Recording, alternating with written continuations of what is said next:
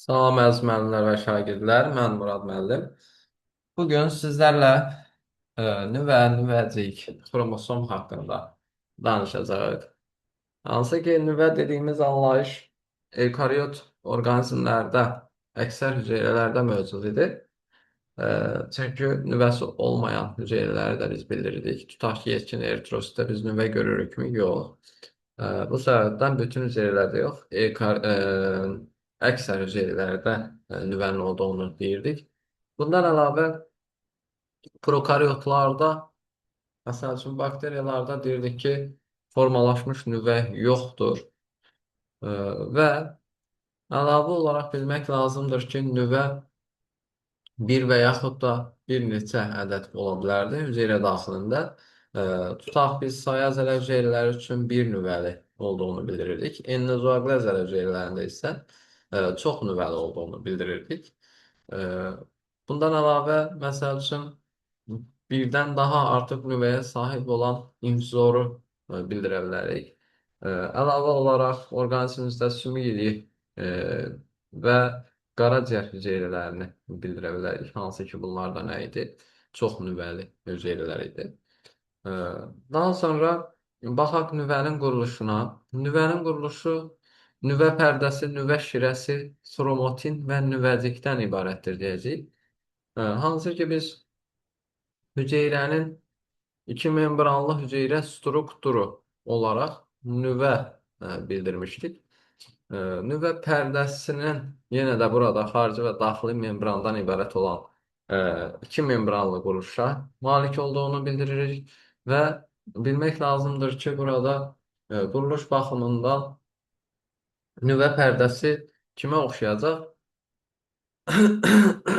Plazmatik membrana oxşayacaqdır. Amma fərq bunda idi ki, plazmatik membranda olan məsamələr daha kiçik, nüvə pərdəsində olan məsamələr isə daha böyük idi. Səbəb olaraq da bildirirdik ki, buradan daha iri molekullu birləşmələr keçirdi. Məsəl üçün zülalların keçidi baş verirdi. Bu səbəbdən məsamələr daha iri olmuş olacaqdır. E, Əlavə olaraq bilmək lazımdır nüvə pərdəsinin başqa bir funksiyası nüvə möhtəviyyatını həmin stoplazmadan ayırırdı, bir sədd yaradırdı arasında və digər hissələrə baxdığımız zaman nüvə şirəsi məsəl üçün olan hissəyə baxdığımız zaman deyəcəyik ki, e, nüvə şirəsi hansı ki içərisində xromatinləri və nüvəciyi yerləşdirir. Bundan əlavə nüvə şirəsinin tərkibində zulallar, fermentlər, sərbəst şəkildə nukleotidlər, amin turşuları və s. bunlar mövcud idi. E, Hansı ki bunlar bilirik ki, hazır şəkildə burada dayanır və hüceyrə bunları hər an nə edə bilir? İstifadə edə bilir. Təbii ki, amin turşuları zulal sintezi üçün nukleotidləri DNT-nin ikiləşməsi zamanı nə edəcək? İstifadə edəcəkdir. Bundan əlavə digər quruluşa baxdığımız zaman deyirik burada xromatinlər mövcud idi.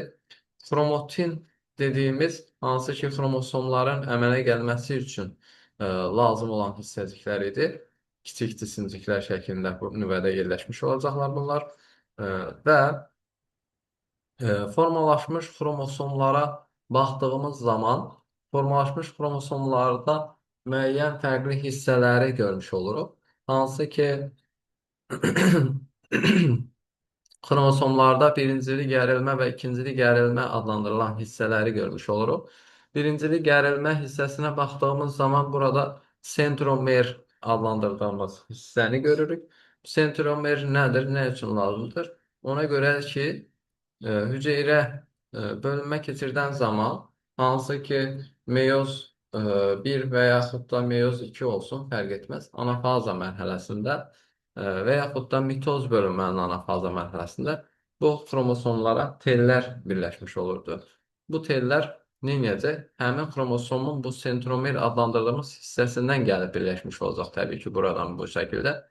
Əgər ki meyoz 2-nin anafazası və yaxud da mitozun anafazası deyiriksə, və bu tellər iki tərəfli xromosoma birləşmiş olacaq. Çünki niyə? Burada xromosomların e, ayrılması, yəni iki qola, yəni xromotidlərə ayrılması baş verirdi. Əgər meyoz 1-in anafazası deyirsə, bu tel sadəcə xromosoma bir tərəfdən birləşmiş olacaq və qütblərə iki xromotidli xromosomlar çəkilmiş olacaqdır. Daha sonra bunların ikinci hissəsinə baxdığımız zaman görürük ki, ikincili gərilmə nöqtəsində nüvəcik qeyd edilmişdir. Nəyə görə bunu burada qeyd ediblər? Çünki həmin bu ikincili gərilmə nöqtəsində nüvəciyin formalaşması baş verirdi və e, hər bir orqanizmada həmin bu ikincili gərilməyə sahib olan, ikincili gərilmə hissəsinə sahib olan müəyyən qədər xromosomlar mövcuddur. Təbii ki, bütün xromosomlar ikincili gərilmə sahəsinə sahib deyildir. Bu səbəbdəndir ki, hüceyrə daxilində, nüvə daxilində nüvəciyin sayını 1-dən 10-a qədər olaraq vurğulayırıq. Və tutaq ki, insan orqanizmi üçün misal göstərsək, ikincili gərilmə sahəsinə sahib olan 10 dənə xromosom varsa, təbii ki, burada 10 ədəd nüvəciyin əmələ gəlməsi baş verəcəkdir. Bəs daha sonra nə baş verir? Bu nüvəciklər nə olur? Nüvəciklər sonra bir-birləri ilə birləşir və daha iri formada nüvəciyin formalaşmasını ə, təmin edir. Təbii ki, burada nüvəciyin sayının çox olması, iri olması hüceyrənin fəaliyyətindən asılı olaraq dəyişəcəkdir. Əgər bir hüceyrə çoxlu sayda zülal sintez etmə tələbi duyursa, burada nüvəcik sayı da ona uyğun olaraq çox olmuş olacaq. Çünki bildiyimiz kimi ribosomun formalaşdığı hissə haradır? Həmin bu nüvəcik olmuş olacaq. Burada ribosomun böyük və kiçik hissələri formalaşırdı və buradan sadəcə, yəni sitoplazmaya çıxaraq burada birləşməsi və ribosomun tam formalaşması baş verirdi. Bundan əlavə nüvəciyin tərkibinə baxdığımız zaman deyəcəyik tərkibi ribosom RNT-si və zulallardan təşkil olunmuşdur. Belə, əziz müəllimlər və şagirdlər, bu iki hissə haqqında, yəni nüvə, nüvəcik, həmçinin xromosom haqqında deyəcəyim məlumatlar bu qədər idi. E, Mümkün qədər anlaşılıqlı şəkildə izah etməyə çalışdım. Ümid edirəm ki, sizə bir qatqım olmuşdur. Dinlədiyiniz üçün təşəkkür edirəm. Sağ olun, salamat qalın.